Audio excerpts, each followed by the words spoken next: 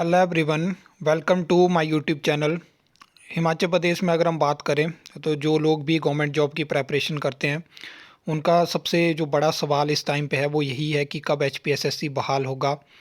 और अभी आज की न्यूज़ अगर आपने ये देखी होगी तो इसमें बताया गया है कि कर्मचारी चयन आयोग का पूरा ढांचा बदलेगी सरकार।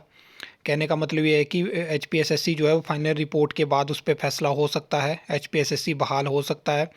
लेकिन सरकार पूरा ढांचा बदलने की जो है वो मतलब सोच रही है कि पूरा हम स्ट्रक्चर बदलेंगे।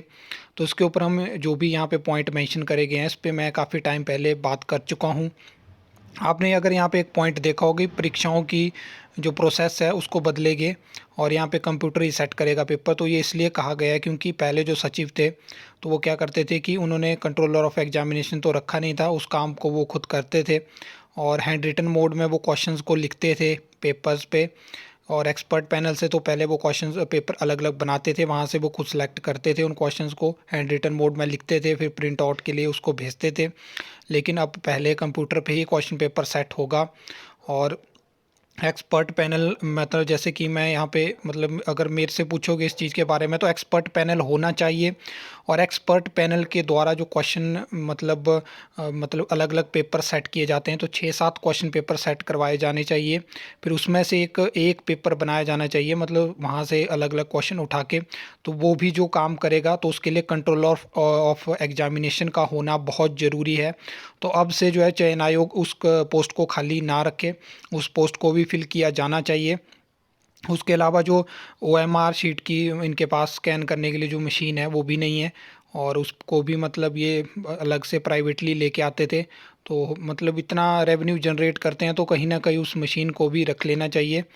ऐसा मतलब मैंने बहुत सारे सरकारी डिपार्टमेंट में देखा है ऐसा कि जो काम इजीली हो सकता है उस पे सरकार या मतलब डिपार्टमेंट भी इतना जोर नहीं देता है, क्योंकि इनको पता है कि हम प्राइवेटली उस चीज़ को लाएंगे जहाँ 100 रुपये का बिल होगा वहाँ पे हम 1000 का बनाएंगे, 900 रुपये जेब में डालेंगे, मिल बांट के खाएंगे।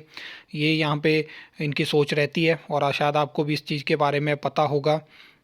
अब फाइनल रिपोर्ट सबमिट होगी उसके बाद आखिरी फैसला होगा और उम्मीद यही है कि एचपीएसएससी बहाल हो जाएगा, क्योंकि बहुत सारा प्रेशर जो है वो आप लोगों की तरफ से सरकार पे बनाया जा रहा है। और मैं तो यही बोलूँगा कि जब तक बहाल नहीं होता है इस तरह का जो प्रेशर आप बना रहे हो ये बना के रखो।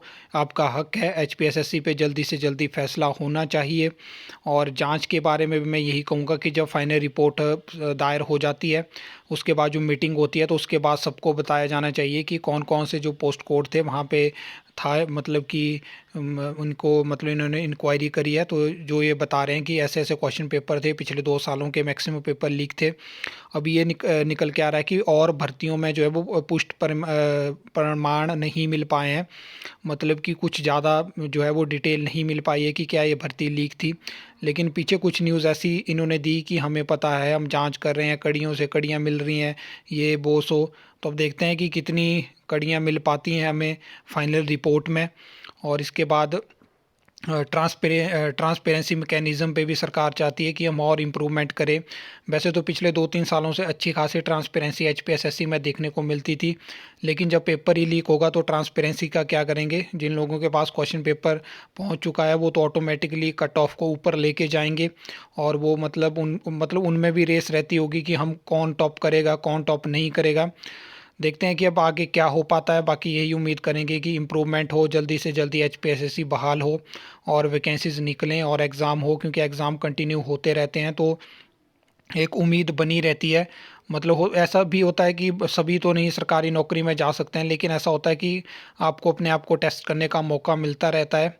और बहुत सारे ऐसे भी लोग होते हैं जो जॉब भी कर रहे हैं, तैयारी भी कर रहे हैं और एग्ज़ाम भी दे रहे हैं, तो उस हिसाब से सिस्टम बना रहता है। उम्मीद सबकी रहती है कि नहीं कहीं ना कहीं वैकेंसीज़ आएंगी, वैकेंसीज़ हम भरेंगे, हम एग्ज़ाम देंगे। तो अब देखते हैं कि क्या यहाँ पे हो पाता है। आई होप आपको ये वीडियो अच्छी लगी होगी, इन्फॉर्मेटिव लगी तो वीडियो को लाइक कमेंट शेयर कर सकते हो, चैनल को सब्सक्राइब कर सकते हो फर्दर न्यू अपडेट्स के लिए।